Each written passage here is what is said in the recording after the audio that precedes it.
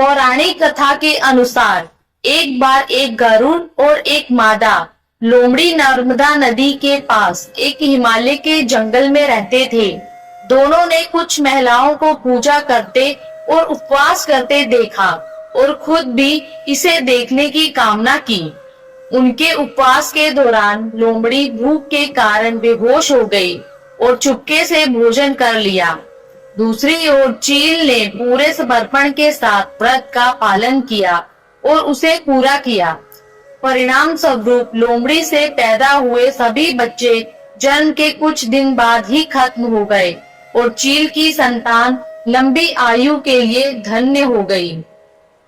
इस कथा के अनुसार जीमूत वाहन गंधर्व के बुद्धिमान राजा थे।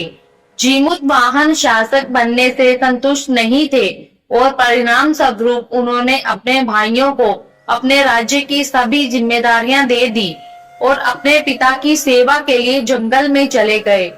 एक दिन जंगल में भटकते हुए उन्हें एक बुढ़िया विलाप करती हुई मिलती है।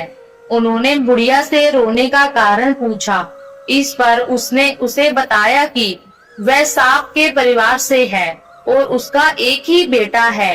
एक शपथ के रूप में हर दिन एक सांप पक्षीराज गरुड़ को चढ़ाया जाता है और उस दिन उसके बेटे का नंबर था।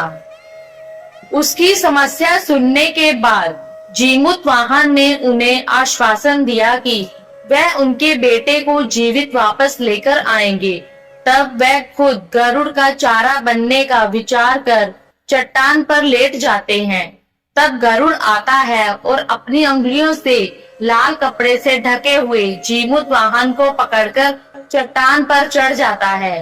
उसे हैरानी होती है कि जिसे उसने पकड़ा है वह कोई प्रतिक्रिया क्यों नहीं दे रहा है।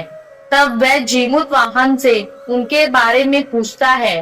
तब गरुड़ जीमूत वाहन की वीरता और परोपकार से प्रसन्न होकर सांपों से कोई और बलिदान नहीं लेने का वादा करता है। मान्यता है कि तभी से ही संतान की लंबी उम्र और कल्याण के लिए जितिया व्रत मनाया जाता है। जितिया व्रत की दूसरी कथा। जितिया व्रत की कथा महाभारत काल की घटना से जुड़ी है।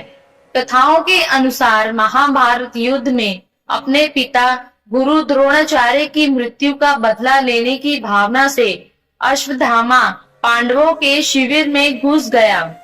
शिविर के अंदर 5 लोग को सोया पाए अश्वत्थामा ने उन्हें पांडव समझकर मार दिया, परंतु वहां द्रौपदी की 5 संतानें मारी गई। उसके उपरांत अर्जुन ने अश्वत्थामा को बंदी बनाकर उसकी दिव्य मणि उसके माथे से निकाल ली।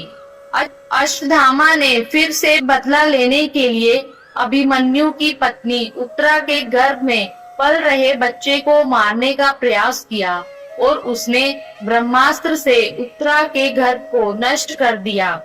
तब भगवान श्री कृष्ण ने उत्तरा की अजन्मी संतान को फिर से जीवित कर दिया। गर्भ में मरने के बाद जीवित होने के कारण उस बच्चे को जीवित पुत्रिका के नाम से भी जाना जाता है। तब उस समय से ही संतान की लंबी उम्र के लिए जितिया का व्रत रखा जाने लगा।